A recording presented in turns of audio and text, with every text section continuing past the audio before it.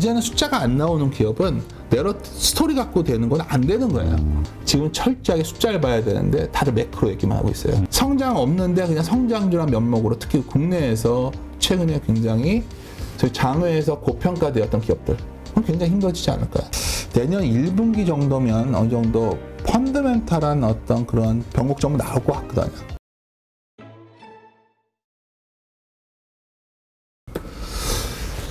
이게 걱정이에요. 사실 우리가 이제 오늘 좀 많은 분들이 이제 걱정되는 게 미국의 인플레 문제에 있어서 가장 문제되는 것 중에 하나가 결국은 미국의 물가 중에서 코어가 안 꺾인다는 거잖아요. 그렇죠. 제일 저도 저번에 물가 나와서 가장 놀랬던 거는 전월비 MOM으로 그냥 치고 나가버리니까 추세가 안 꺾이는 거잖아요. 네. 특히 걱정되는 건 이 부분이거든요. 우리나라도 요즘 최근에 집값 빠지니까 전세 가격도 다 빠지는데 그렇죠. 월세만 올라가잖아요. 이게 왜 그러냐면 그럼 미국도 렌트비가 내년에 상당 기간 더 오르지 않을까 이런 고민이 되는 거고, 문제는 미국의 그 물가 중에서 특히 CPI 쪽은 거의 40% 육박하는 게 이 저희 쉘터 거주비거든요. 이게 꺾여야 되는데 이거 보여드린 거 이렇게 비중이 높다. 또 하나는 OER이라는 건데 여기서 이제 하나 좀 긍정적인 걸 말씀드리면 우리나라는 전체 CPI에서 차지하는 저희 임대료 비중이 8%밖에 안 돼요. 미국은 왜 이렇게 높냐면 이 OER 때문이거든요. 이 OER이 뭐냐면은 자기 스스로 자기 집에다 얼마 임대료 주냐 이거를 서베이한 지표가 들어가요, 미국. 아, 그래요? 그렇죠. 그래서 이제 미국 하면은 상당히 이 지표들이 좀 과다 계산되는 측면이 좀 자가 주거비라고 하는데, 이게 CPI 그 코어 CPI 올라온 것 중에 가장 높은 비중 차지하는데, 사실 자가 주거비는 금리 상승기에나 주택가격 하락이 과다 계산되는 경향이 있거든요. 과거 데이터를 보면. 이건 제가 아니라 논문에서 나온 거니까. 그래서 이것을 감안하면 내년에 어느 시점에 꺾이는데 이게 시차의 문제만 있을 뿐이에요. 그리고 중요한 거는 또 주거비 선행 지표라는 게 있잖아요. 예를 들어서 뭐 실제적인 어떤 그 주택 관련된 데이터들 이런 것들이 이미 꺾였거든요. 그래서 뭐 좋다는 아니지만 소위 이런 생각이 요즘 드시는 것 같아요. 절대 이건 안 꺾일 것 같다. 뭐 이런 분들이 있으시더라고요. 그렇죠. 숫자로 보면 결론적으로 말씀드리면 주거비의 선행 지표들은 소위 내년 초가 되면 확실히 둔화될 것 같아요. 근데 여기서 기분 나쁘게 내년 초라는 거죠. 그러니까 지금 우리는 당장 그러니까 주거비가 사실은 3개월간 월간으로 어떻게 움직였냐면 0.6, 0.069, 0.75였어요. 그러니까 이게 좀 빨리 꺾였으면 좋겠는데 이게 좀 고민스러워요. 그러니까 이게 아다르고 어다른 건데 저는 꺾일 거니까 너무 걱정하지 말라 하지만 또 좀 더 기회를 노리시는 분들은 그래 네 말이 맞다 치면 같은 세미나 가면 이 말하면 딱 그래요. 이거 더 올라갔을 때 한다고. 그러니까 이 차이죠. 근데 이게 확실히 꺾일 것 같은 이유가 있어요. 특히 이게 바로 미국의 그 모기지 금리예요. 역축을 해놨거든요. 이게 여기까지 상승했어요. 올라온 거죠, 역축이니까. 그러면 어때죠? 과거에 미국의 주택 가격은 이것 따라서 쭉 내려왔었잖아요. 그러니까 미국의 주택 가격이 이렇게 버텼던 거는 우리가 지난 금융위기가 미국의 주택 위기였기 때문에 집을 많이 안 졌단 말이에요, 이후에. 그리고 여러 가지 이유가 있었는데 이 모기지 금리가 이 정도 올라온 거는 상당 기간 없는 주택 가격의 하락을 가져올 것이고, 만약 국내 시장에 있어서도 이게 전 세계적인 어떤 부동산 쪽에 대해서는 굉장히 부정적 시각이 커질 것 같아요. 그러니까 제가 이 말씀을 가끔 드려요. 뭐 투자를 하는데 우리가 또 뭔가를 선택한다고 했을 때 대체 투자라는 거의 다 부동산 베이스거든요. 그렇죠. 그렇죠. 그 다음에 채권이 있고 주식이 있는데 뭐 당장 금리가 많이 올라왔으니까 채권 쪽에 좀 기회가 온 것 같고. 근데 좀 지금부터 저는 주식도 편하다 봐요. 근데 부동산이 좀 더 시간이 걸릴 상황. 그래서 그렇게 감안한다면 뭐 이 부분들 예를 들어서 우리가 좀 희망적인 거는 결국 현재 상황에서 좀 개선 여지가 있는 거는 임금이란 주택시장 가격이 좀 내려와야 앞으로 소위 코어 CPI가 꺾이는 건데, CPI 이게 지겨우실 텐데 제가 봤을 때는 꺾이고 있다는 거 보는 거고요. 임금도 사실 전월에 마이너스 임금 시간당 임금이 마이너스 0.1%였잖아요. 실업률이 좀 올라오겠지만 임금도 꺾어가고 있고. 근데 이걸 왜 말씀을 드렸냐면 5%일지 4.75일지 5.25일지 모르겠는데 내년 1분기에는 미국의 금리 인상 사이클이 멈추지 않을까요, 대표님? 그렇죠. 아무 끝은 있겠죠. 그렇죠. 그러니까 참 이게 어떻게 보냐에 다른 건데 어떤 분은 이제 최근에 다시 금리 인상이 상단이 어제 이제 5%가 넘어가니까 야 이게 또 175p를 더 올려야 되는데 뭐 이런 얘기 나오지만 여하튼 금리 인상의 끝이 보이면 시장 금리 내려가요. 그래서 사실 어제 제일 기분 나빴던 거는 미국채 10년이 시장 금리잖아요. 기준 금리가 아니라 시장 금리가 4%를 치고 나갔다는 거거든요. 그래서 지금부터는 그게 언제 꺾이냐를 좀 보셔야 될 것 같아요. 그러니까 보통 반등의 순서를 보면 미국의 어떤 시장 금리가 꺾이고 그리고 보통 주식이 돌거든요. 순서를 보면. 그래서 제가 이제 뭐 말이 오늘 막 와서 정신없이 얘기하다 보니 그랬는데 아까 이제 신용 얘기하다 보니까 네. 이쪽 부분을 좀 많이 말씀을 드리게 됐네요. 그러니까 이런 것들을 봐서도 결국은 또 우리가 그 너무 두려워하지는 말자. 네. 결국은 뭐 잡히지 않겠냐. 이 안 좋은 상황의 끝은 있지 않겠냐. 그러니까 이제 제가 이런 얘기를 드리면 너무 희망으로 돌리는 거 아니냐. 그래서 제가 요즘 그래서 제목을 자꾸만 넘버란 얘기를 드리는 게 그건 숫자를 보여주는 거잖아요. 우리가 이런 비슷한 사례가 작년에는 숫자가 너무 과하고 뭔가 부담스러울 때 우리가 물론 주가 더 갔지만 결국은 주가가 이렇게 붙지 않나요? 어떤 영화 대사가 떠오르네. 사람을 믿지 말고 상황을 믿자. 그것도 뭐 멋진 말인데. 그렇죠. 근데 내가 걱정이 있어요. 요즘 이제 이렇게 좋은 얘기를 했는데 이게 내가 잘못 보고 있는 거 아니냐 생각이 들 때가 좀 있을 때가 뭐냐면 딱 하나예요. 도대체 한국의 수출이 왜 이렇게 안 되냐는 거죠. 그러니까 이게 점점 뭐 줄어들고 있으니까. 일본만 해도 환이 이렇게 되면 좀 좋아졌는데 우리는 왜 이러냐는 거예요 지금. 근데 이게 얼마나 중요한 거냐면 아까 제가 달러 환산 코스피로 보면 상당히 매력적인 가격에 와 있는 것 같은데 매력이 와 있으면 뭐예요? 외국인이 사줘야 될 거 아니에요? 그렇죠. 그렇죠. 외국인들이 언제 샀냐 보면 이건 좀 자신 있게 말씀드릴 수 있는데 외국인들은 원래는 유가가 빠지면 무역 수지가 좀 개선될 줄 알았거든요. 이게 제가 놓친 부분이었어요. 올해 어떻게 보면 2004-500서부터 제가 좀 잘못 봤던 부분인데 여하튼 이 로직은 여전히 유효해요. 그러니까 결국 국내 무역 수지 적자폭이 줄어들기 시작하면 외국인들은 샀다는 거죠. 네. 결국 수출 지표가 중요하네요. 굉장히 중요하죠. 그래서 뭐 어떤 분은 수출 증가율과 수출 선행 지표로 코스피에 관련도가 높다는 건 다 아는데 특히 외국인 순매수 관련해서도 무역 수지 개선 요인이 중요한데 이게 정말 왜 이렇게 안 도는지를 모르겠어요. 그러면 여기서 두 가지. 그냥 돌 거야 이렇게 생각도 할 수 있겠지만 하도 안 도니까 뭔가 정말 문제가 생겼나? 뭐 이런 고민을 하는 거죠. 근데 우리 나오는 지표 가운데 보면 저도 기억이 나는 게 우리가 사실 중국에서 거의 무역 흑자 60% 이상을 벌어들였잖아요. 근데 지금 이게 적자로 전환됐다는 여기에서 뭔가 이슈가 있는 거 아닐까? 그것도 이제 뭐 많이들 얘기하셔서 뒤져보면 근데 뭐 그게 절대적인 건 아니고요. 그냥 우리가 이걸 전체로 놓고 보면 우리나라가 경쟁력이 떨어졌나? 뭐 이런 고민도 될 수가 있죠. 하여튼 이 고민센터 말씀드리고 싶고 그래서 이제 이게 돌아서야 무역수지가 계속 유가가 이렇게 빠져줬으면 이게 돌아서야 그러면 보통 영업이익률이 변하는데 그렇죠.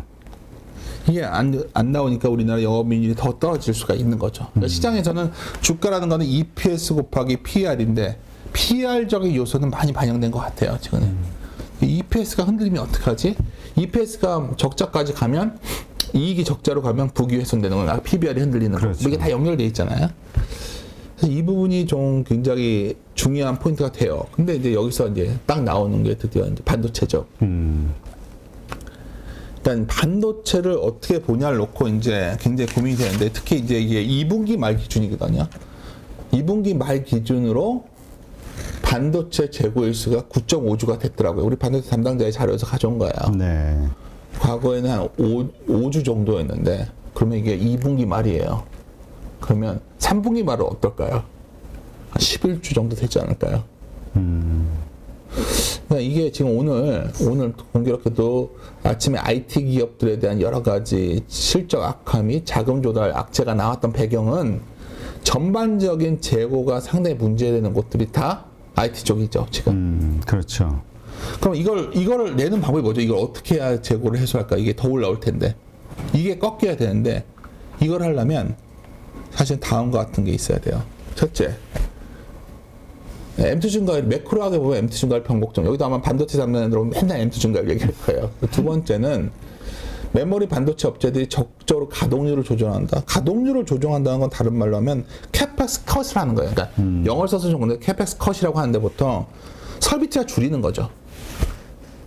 웨이퍼 인풋을 축소하거나 웨이퍼가 이제 들어가는 거가 축소하면 물량 조절되거든요. 네. 이게 구체적인 액션으로 나와야 되는 거예요. 제가 이건 계속 강조드리는 게 오늘은 좀 편하게 오늘 말하다 보니까 진행되니까 더 말씀드리는데 반도체 담당자는 계속 안 좋게도 얘기할 수밖에 없는데 아마 돌 수 있다 얘기할 거예요. 근데 정작 기다리는 뉴스는 딱 이거 두 개예요. 결국은 근데 아쉬운 건 하이닉스가 계속 이런 얘기를 하는데 액션은 실제 없었고요. 마이크론 테크놀로지라 삼성전자 아직 붙이는 얘기도 안 했단 말이에요. 그렇죠. 그러면 이렇게 되면 어떻게 될까요? 반도체 가격이 4분기에 더 많이 빠지겠죠. 근데 재밌는 건 이게 왜 중요하냐면 저번에 하이닉스의 저점이 84,400원이었어요. 네. 이게 0.9배예요. 0.9배. 0.9배. 그래서 제가 기억해 주시라는 거예요. 왜 0.9배냐면 다들 0.9배에서는 항상 돌아왔었거든요. 근데 북이 안 깨졌을 때잖아요. 근데 내년에 1분기에 적자가 나오면 하이닉스가 0.9배가 더 내려올 수 있죠. 75,000원으로. 이것이 어렵지 않으시겠죠? 그 가능성도 논의가 되고 있다 보니까 다 고민이 커지는 거죠, 지금. 근데 그것들이 일단 아까 이제 물론 자금 시장 얘기가 나왔지만 이런 재고를 밀어내기, 아니 뭐 재고 회사에서 재고를 밀어내서라도 현금 확보해야 되지 않을까요? 그렇죠. 그러니까 지금 재고 조정 사이클에 대해서 재고를 떨고 나면 주식시장은 매우 좋아질 확률이 높아요. 과거에도 항상. 그냥 우라가미 군위의 역시적 장세가 뭐 다 개념은 재고 조정 사이클을 어떻게 터냐의 고민인데 이거를 재고 떨이 하는 좀 시그널들이 뭔가 액션이 없어요 아직. 그러면 여기 제가 파이로 TV에서 오랫동안 매일매일 그 주식 공부하시는 분들이 있다면 뭐 애널리스트 몇 명 와서 듣는 게 중요한 거예요. 이게 핵심적인 포인트니까 이러한 플로어가 언제 확인되는지 좀 보시는 게 좋을 것 같다는 생각이고요. 그러니까 지금 다들 불안해하는 게 그거예요. 이제 아까 말씀하셨듯이 달러 환산으로 봤을 때는 우리가 코스피 지수 1200 정도로 아주 저평가 구간이라고 볼 수 있다. 네. 근데 지금 말씀하셨듯이 지금 기업 실적이 안 좋아질 거로 다들 보잖아요. 그러니까 이번 3분기에, 그 다음에 더 나가서 4분기 더 안 좋을 것으로. 이랬을 때 PR 밸류도 확 낮춰지고, 그러니까 우리의 주식이 더 이상 싼 가격이 아니다. 뭐 이런 얘기가 나올 수도 있지 않냐에 대한 고민을 얘기하시는 분들이 있더라고요. 이게 이제 흥미로운 주제를 또 건드셨는데, 그러니까 이런 거예요. 이제 사람들이 생각했을 때, 좀 어떻게 했던 간에 이제 세계가 이제 그 세계화되어 있었잖아요. 이게 블록화되잖아요. 방금 전에 녹음하신 거 보니까 뭐 중국 얘기하고 계시는데 우리가 이제 지난 2000년대에 상당히 우리가 돈을 풀어도 인플레가 안 났던 거는 중국에서 싸게 물건을 살 수 있었거든요. 그렇죠. 그게 없어졌잖아요. 또 하나는 러시아나 이런 데서 에너지 소재를 되게 싸게 공급할 수 있는데 그것도 스탑됐잖아요. 거기다 정작 우리가 제일 문제되는 거는 요즘 고민되는 게 70년대처럼 임금 인플레가 안 난다고 보는 이유 중에 하나가 그때부터 노조도 없잖아요. 또 하나 그때와 다른 게 너무 고령 인구가 많잖아요. 그렇죠. 그러면 다른 말로 하면 다 코스트거든요. 코스트가 이렇게 올라오면 기본적인 인플레가 과거에 비해서 그러니까 좀 올라와 있을 것이고 그러면 우리가 지금 다 금리 언제 어디까지 금리를 올리냐 고민하고 있지만 내년에 어느 시점에 금리 상승이 멈춰지고 시장 금리가 딱 내려가기 시작하는데 내려가다가 어느 순간인가 더 안 내려갈 것 같은 거죠. 왜냐하면 물가가 어느 정도 수준 유지할 것 같으니까. 이건 되게 상식적인 생각 아닐까요? 그렇죠. 외국의 굉장히 유명한 소위 거시를 전공한 학자들이 계속 얘기하는 거는 결국 인플레이션 시대가 진짜 온 것이냐. 일시적이냐. 그렇죠. 근데 제가 봤을 때는 약간의 어느 정도 인플레 용인하는 시대에 들어갈 수밖에 없는 거는 사실 이런 문제들이 중첩돼서 좀 빠른 시간에 들어온 거예요. 그러니까 이번에 또 이게 왜 처음에 작용이 된 거냐면 처음에 결국 전에는 돈을 풀어도 인플레가 잘 안 났던 거는 은행에 돈을 줬으니까 인플레가 안 나는데 이번에 직접 개인한테 돈을 꽂아줬거든 미국에서. 그렇죠. 그러면서 이제 소비도 크게 해서 한번 쫙 이랬던 거예요. 그래서 올라갔다 제자리 왔는데 굉장히 충격적인 느끼지만 사실 이거보다 이 레벨이 제자리 레벨이 꽤 높을 거라는 거죠. 그러니까 우리가 봤을 때 내년에 우리가 실질 금리가 지금 마이너스니까 플러스 만들어야 될 텐데 물가 수준이 이렇게 뭐 옛날처럼 뭐 어느 정도 유지가 된다면 제로 금리 가고 그런 일은 없을 것 같아요. 상당 기간은. 사실 이거는 또 다른 말로 하면 제로 금리로 갔을 때 우리가 가장 각광을 받았던 거는 소위 성장에 대한 멀티플을 확실히 줄 수 있었거든요. 그렇죠. 우리나라로 친다면 카카오 같은 거였겠죠. 그 시대가 끝나고 더 숫자에 집착해지는 거죠. 그러니까 소위 코스트에 대비해서 더 성장할 수 있는 기업들. 그러니까 예를 들어서 어제 넷플릭스 같은 경우에 실적이 잘 나왔는데 저런 상황에서도 숫자가 더 잘 나오면 되는 거죠. 그러니까 제가 아까 제목을 자꾸만 뭐 도식화시켜서 넘버 하는 이유가 이제는 숫자가 안 나오는 기업은 스토리 갖고 되는 건 안 되는 거예요. 정말 이건 굉장히 중요한 겁니다. 지금 최근에 포트폴리오 재편하는 관련해서 클라이언트를 얘기를 해보면 숫자 안 나오는 건 안 하려고 한다고 해야지. 네. 그러니까 그게 어떻게 보면 자신의 기업들 갖고 있는 포트를 보면서 숫자도 안 나오는 소위 스토리텔링이나 뭐 이런 걸 이루어진 거면 지금이라도 버려야겠죠. 근데 이러한 상황이 그러면 지속적으로 더 갈 수 있다. 왜냐하면 이제까지 성장주 들고 있다 고점에 물리신 분들의 그 케이스들은 전부 그걸 기대한단 말이에요. 뭐냐면 다시 연준이 금리 인상을 멈추고 뭔가 어려워지니까 인하를 하겠지 뭔가. 그러면 다시 그때는 성장주의 시대가 올 거야. 그때까지만 버티자. 이런 생각을 하고 있는 분들도 꽤 되거든요. 그게 다수 의견인 것 같아요. 제가 먹으면서 내러티브가 아닌 넘버라고 계속 강조드리는 거죠. 그 상황이 와도. 그 예전만큼 지위를 못 갖는다니까요. 지금 결국 우리가 그걸 끌고 왔던 미국에서마저도 그 지위가 흔들리고 있는데 그거에 아류였던 한국의 성장주들이 그 정도를 회복할 수 있을까요? 그러니까 이건 또 말했다가 또 괜히 욕먹을 것 같은데 뭐 제 생각일 뿐입니다. 오래 사실 거예요. 네, 그래요. 요거는 갑자기 또 말실수하게 편집해 주세요. 근데 중요한 건 그러면 지금 그런 것들이 지고 숫자 좋아지는 걸로 완전 재편되고 있다니까. 그러니까 이렇게 생각하면 더 쉽게 말씀을 드릴게요. 저번에 주식 전점 나올 때에 비해서 지금 주가가 훨씬 더 많이 올라가 있는 것들이 꽤 있어요. 잘 보세요. 어떤 기업들인가. 어떤 분은 어느 업종 얘기하고 다르는데 업종 내에서도 굉장히 주가 차별화가 심해지고 있고 중소형주 중에서도 상당히 단단하게 많이 나와요. 결국은 실적이다. 그렇죠. 그러니까 정장 제가 최근에 말씀드린 게 작년처럼 어쩌면 매크로를 봐야 될 때는 다들 매크로 얘기 안 하고 바이앤홀드만 얘기했어요. 뭐 나는 기업 비즈니스에 투자해 이랬어요. 근데 정작 지금 철저하게 숫자를 봐야 되는데 다들 매크로 얘기만 하고 있어요. 전 세계에서 미국의 연준 파월 의장이 연설할 때 기자회견할 때 우리 한국 사람들만 이렇게 들어가서 보는 것 같거든요. 그러니까 제가 그럴 시간이 있으면 지금은 제가 여기서 보면 에너지 자료 읽고서 그거대로 하자는 얘기 아니에요. 그것도 애널리스트 후행적으로 할 뿐이에요. 근데 제가 드리고 싶은 요지는 내가 받은 기업 중에서 굉장히 급락해 있는 종목들이 있어요. 갑자기 막 이렇게 무너지는 거예요. 숫자가 좋은데 무너진 거는 한번 반문해 보세요. 내가 갖고 있었던 건데 급하게 던지고 놨더니 그다음부터 돌아선 기업이 있었는지. 그게 정확하게 그럴 때 반대로 내가 샀으면 되는 거거든요. 그러니까 결국은 내가 주가가 얼마가 빠졌는지가 중요한 게 아니라 그 기업이 현재 어떤 실적을 내냐, 앞으로는 어떨 것이냐. 지금부터 해서 내년 상반기까지 철저하게 그렇게 가야 된다는 거죠. 그러니까 제가 이제 소위 매크로 과잉의 시대를 경계하자고 말씀드리고 있고, 매크로 두렵죠. 근데 제가 봤을 때는 아직까지 연준은 소위 시스템적 위기는 안 일어날 것 같기 때문에 인플레 잡으려고 강한 정책을 쓰는 것 같아요. 시스템적 위기가 출현할 것 같으면 뭔가 조치가 나올 확률이 매우 높다는 거고, 여력이 있으니까. 두 번째, 국내로 본다면 어떻게 했던 간에 할인율이 바뀌었기 때문에 금리가 어느 정도 수준 유지될 것 같거든요. 할인율이 바뀌었다면 성장에 대한 평가가 달라질 수밖에 없는 거죠. 아까 사회자님이 먼저 저한테 근데 레벨 자체가 S&P 500도 한 15배가 적절하다는 얘기가 나오는 거잖아요. 그래서 나오는 거죠. 옛날에 20배 가도 아무 말 없었는데 이제 그렇게 나오는 거죠. 이제 그런 변화가 있는데 근데 한번 반문하는 거예요. 그러니까 성장주 무조건 성장주에서 안 된다가 아니에요. 아마존이나 넷플릭스나 테슬라가 그 이상의 성장을 보여주면 되는 거예요. 그렇죠.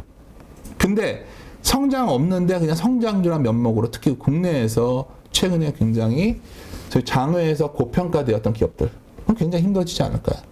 그래서 숫자가 중요한데 적자를 계속 나는데 계속해서 자금을 조달해 왔던 소위 유니콘들. 이거 굉장히 이것도 욕먹을 내용인데 제가 아주 심한 말 했어요. 굉장히 한계에 온 거 아니냐 그런 기업들은. 그래서 그런 식으로 선별해야 되고 근데 이제 전체적으로 시장을 얘기하러 온 거니까 결국 반도체가 돌아야 되는데 제 생각에는 내년 1분기 정도면 어느 정도 펀더멘탈한 어떤 그런 변곡점은 나올 것 같거든요. 그러면 이거예요.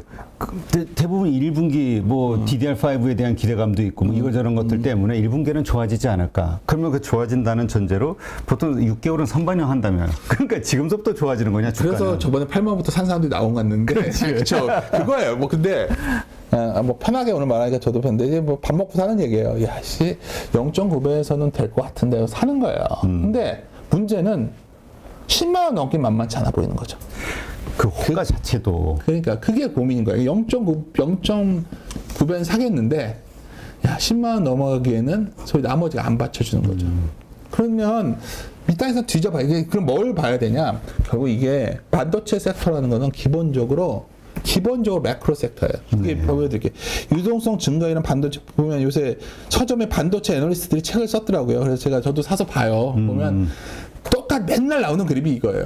유동성 증가를 그려놓고 반도체 아니 뭐 이거 맨날 이렇게 움직였었으니까 이게 제일 잘 맞았거든요. 그러면 이게 계속 꺾여 내려오는데 이게 돈다는 건 뭐죠? 연준이 더 긴축 안 하면 돌죠. 누구나 1시간 안에 200개 종목에서 좋은 종목을 고를 수 있는 그런 능력을 배양할 수 있도록 제가 도와드리려고 그렇게 하고 있습니다.